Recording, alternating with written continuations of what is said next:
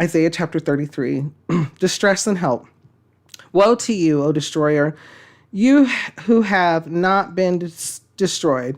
Woe to you, O traitor, you who have not been betrayed.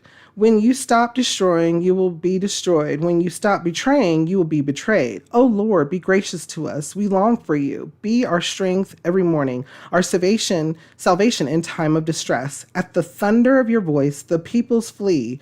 When you rise up, the nations scatter. Your plunder, O nations, is harvested as by a young locust. Like a swarm of locusts, men pounce on it. The Lord is exalted, for he dwells on high. He will fill Zion with justice and righteousness. He will be the sure foundation for your times, a rich store of salvation and wisdom and knowledge. The fear of the Lord is the key to this treasure. A quick pause here. The fear of the Lord, knowing that the Lord is all power, all glory, all holy, is the good shepherd, the redeemer and provider of our salvation. Understanding that and knowing who the Lord is, that is fear of the Lord. Let's continue to read. Look, their brave men cry aloud in the streets. The envoys of peace weep bitterly. The highways are destroyed. No travelers on the roads. The treaty is broken. Its witnesses are despised. No one is respected. The land mourns and wastes away. Lebanon is ashamed and withers. Sharon is like Arba, and Bashan and Carmel drop their leaves. Now will I rise, says the Lord. Now will I be exalted. Now will I be lifted up. You conceive chaff. You give birth to straw. Your breath is a fire that consumes you. The peoples will be burned as if to like cut thorn bushes. They will be set ablaze. You who are far away, hear what I have done. You who are near, acknowledge my power. The sinners in Zion are terrified. Trembling grips the godless. Who of us can dwell with the consuming fire? Who of us can dwell with everlasting burning? He who walks righteously and speaks what is right, who rejects gain from extortion and keeps his hand from accepting bribes, who stops his ears against plots of murder and shuts his eyes against contemplating evil. This is the man who will dwell on the heights, whose refuge will be the mountain fortress. His bread will be supplied and water will not fail him. Your eyes will see the king in his beauty and view a land that stretches afar.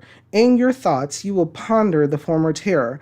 Where is that chief officer? Where is the one who took the revenue? Where is the officer in charge of the towers? You will see those arrogant people no more, those people of an obscure speech with their strange and incomprehensible tongue. Look upon Zion, the city of our festivals. Your eyes will see Jerusalem, a peaceful abode, a tent that will not be moved. Its stakes will never be pulled up, nor any of its ropes broken. There the Lord will be our mighty one. It will be like a place of broad rivers and streams. No galley with oars will ride them.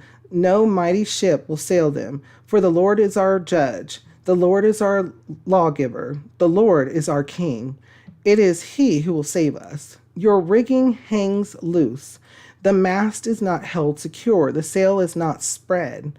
Then an abundance of spoils will be divided, and even the lame will carry off plunder. No one living in Zion will say, I am ill, and the sins of those who dwell there will be forgiven. Okay, so this is, again, another prophecy. There's a lot here. So he's talking about this. Listen to what he says.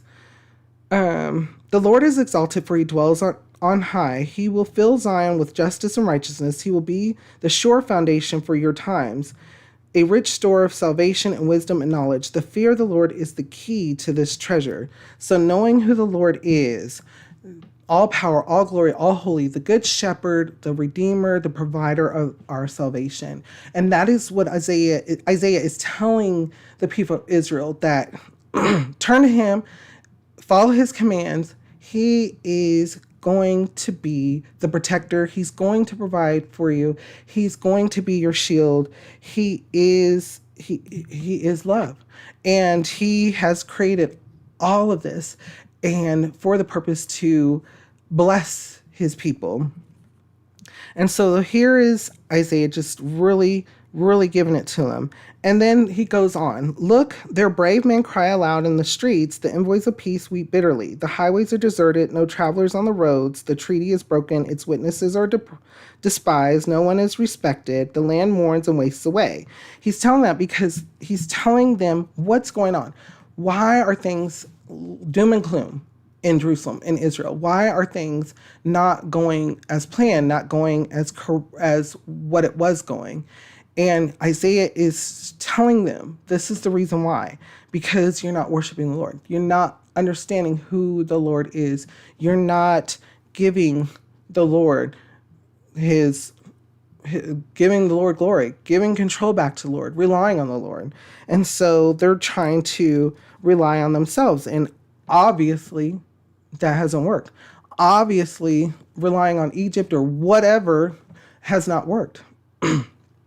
And so Isaiah's trying to tell them why these things are happening.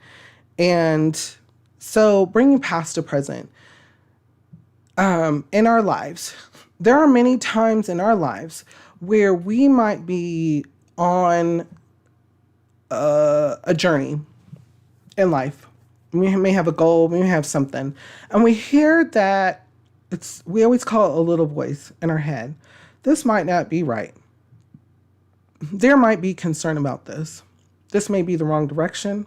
Maybe we need to hold on for a little bit longer, maybe another 5 minutes. Maybe we need to actually press the button. Maybe we need to actually do something. Maybe we actually need to move. Listen to those things and bring the Lord into that. Ask if those things are from the Lord. Lord, is this, because I'm no longer having peace about this situation. I have an issue with it. I have an issue with the decision that was made or what was asked of me, and I don't know why. Lead me to understanding. Lead me to the correct answer. Give him the glory. Give him that moment, because he is the one trying to guide you, trying to show you the correct path. And you do, wow. It's amazing. It's a fulfillment. And it's amazing. What kind of thoughts or feelings come to your mind when we read over this? How does it make you feel, and what does it make you think?